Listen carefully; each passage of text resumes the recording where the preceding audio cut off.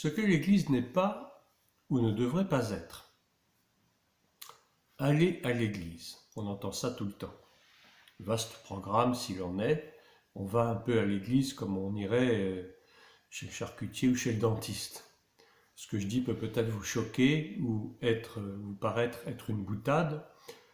Et cependant, il faut bien reconnaître que nous, chrétiens, dans une certaine majorité, nous avons pris un peu cette sainte habitude d'aller à l'église le dimanche, scrupuleusement, religieusement, bien pieusement. C'est un peu notre occupation favorite des dimanches matins. Seulement voilà, qu'allons-nous vraiment chercher en allant à l'église? Et quand j'insiste sur aller à l'église.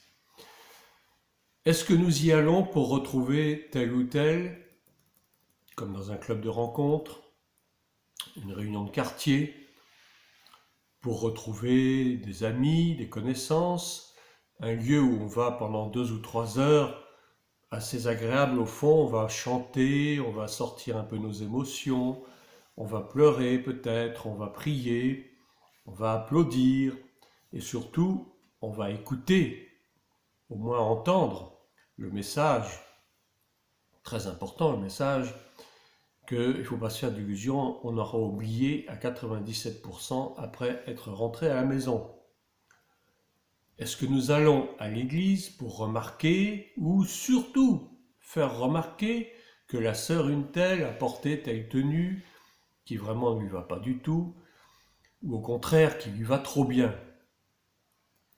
Est-ce que nous y allons à l'église pour trouver que décidément la chorale est trop mauvaise, que les fleurs sont moches, ou que le pasteur a son costume qui ne va pas avec la couleur de ses chaussettes?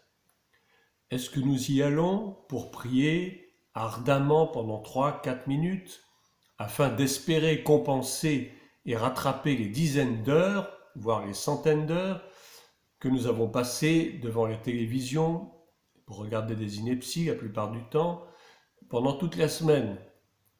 Est-ce que nous allons à l'église en espérant voir quelques miracles ou quelques prodiges qui balayeraient définitivement une incrédulité qui est enracinée en nous depuis des décennies?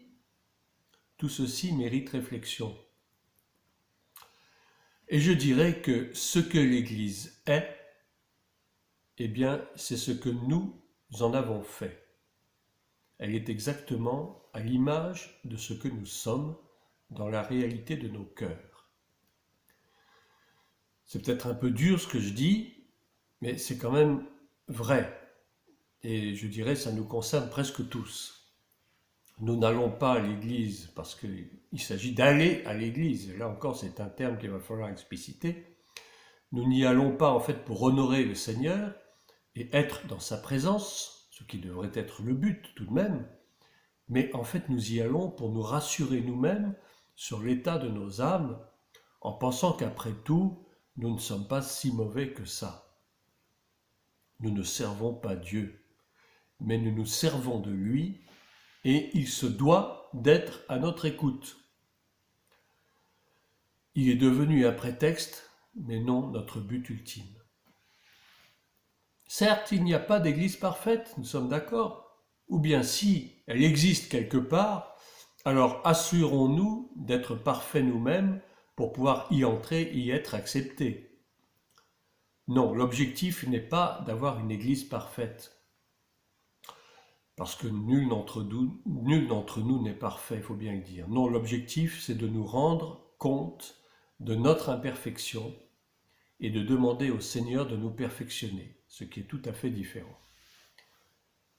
Je dirais que l'Église d'hier n'était pas plus parfaite que n'est celle d'aujourd'hui, et que celle d'aujourd'hui ne l'est pas davantage que celle qui sera demain. Mais la question n'est pas là en fait. Ce que l'Église devrait être, et ce qu'elle n'est pas, malheureusement, c'est ce que la parole de Dieu nous révèle. Mais déjà sachons et comprenons une fois pour toutes que l'Église n'est ni un lieu ni un bâtiment. C'est là qu'est l'erreur.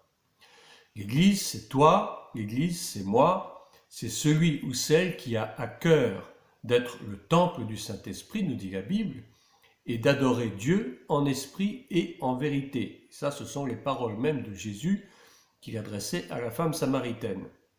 Adorer Dieu en esprit et en vérité. Il lui disait, ce n'est ni sur la montagne, ni à Jérusalem que nous adorerons le Père, mais nous allons l'adorer en esprit et en vérité. Mais c'est un peu le même problème concernant l'Église d'aujourd'hui.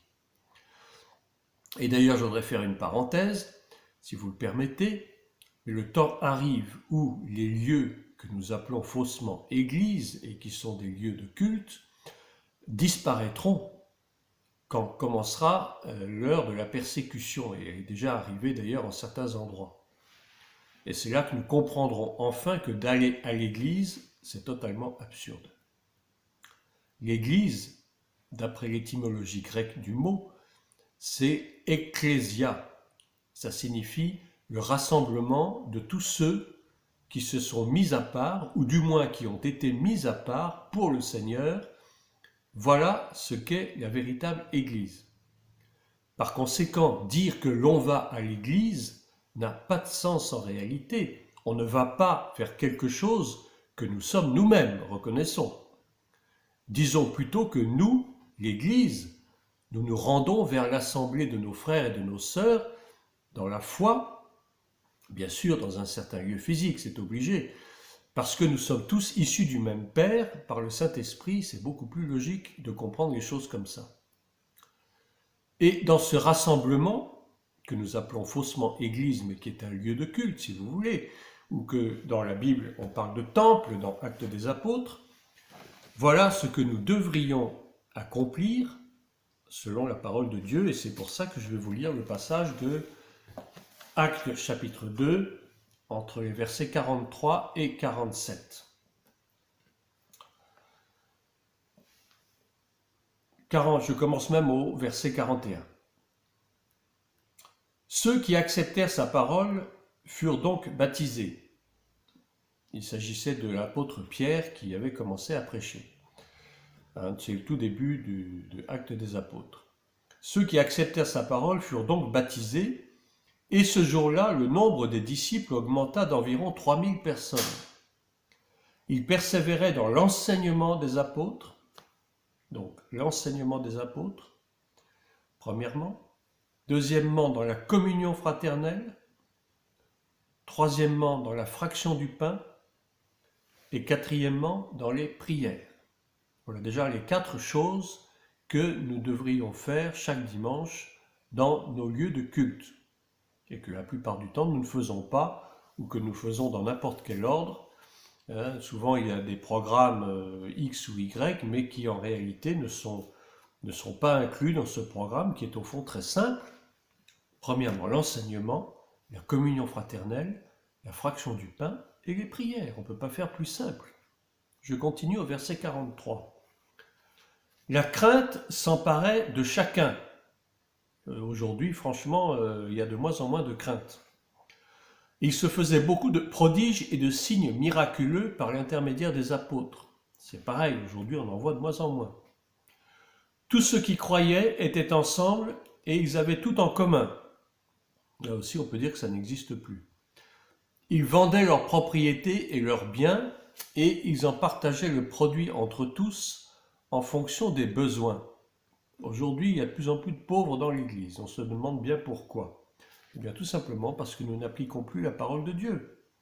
Vous me direz, oui, mais les temps ont changé, les circonstances économiques, etc., etc. Il y a beaucoup de choses qu'il faut qu'on revoie, sincèrement. Malgré les crises économiques, il y a quand même moyen de faire en sorte qu'il n'y ait pas d'indigents dans l'Église, et ce n'est pas du tout ce qui se passe. Malheureusement. Je continue au verset 46. Chaque jour, avec persévérance, ils se retrouvaient d'un commun accord au temple. Chaque jour, pas seulement le dimanche. Ils rompaient le pain dans les maisons. Ça non plus, on ne le fait plus. Ils prenaient leur nourriture avec joie et simplicité de cœur. Ils louaient Dieu et avaient la faveur de tout le peuple.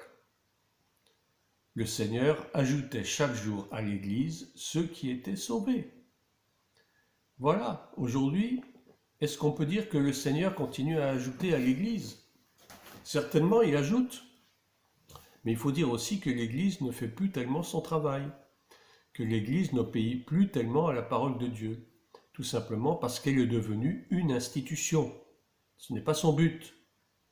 L'Église, encore une fois, je le dis, ce n'est pas un lieu, ce n'est pas un endroit, mais l'Église, c'est le rassemblement de tous ceux qui ont cru en Yeshua Mashiach, en Jésus-Christ, notre Seigneur et Sauveur. Voilà. Et si aujourd'hui l'Église connaît tant de difficultés, c'est pas seulement à cause de la persécution, c'est vrai, mais c'est surtout et d'abord parce que nous ne faisons pas ce que nous devrions faire dans nos lieux de rassemblement, dans nos lieux de culte. Nous y venons par habitude, nous y venons par coutume, nous y venons peut-être pour plaire au pasteur, et nous considérons ça plutôt comme un lieu de rencontre mondain. Ce n'est pas du tout ce que l'Église devrait être, et il est grand temps de revoir nos positions. Voilà, j'espère que cette petite exhortation touchera vos cœurs, les uns et les autres, comme cela a touché le mien, puisque c'est à cause de cela que j'ai voulu partager ce petit moment.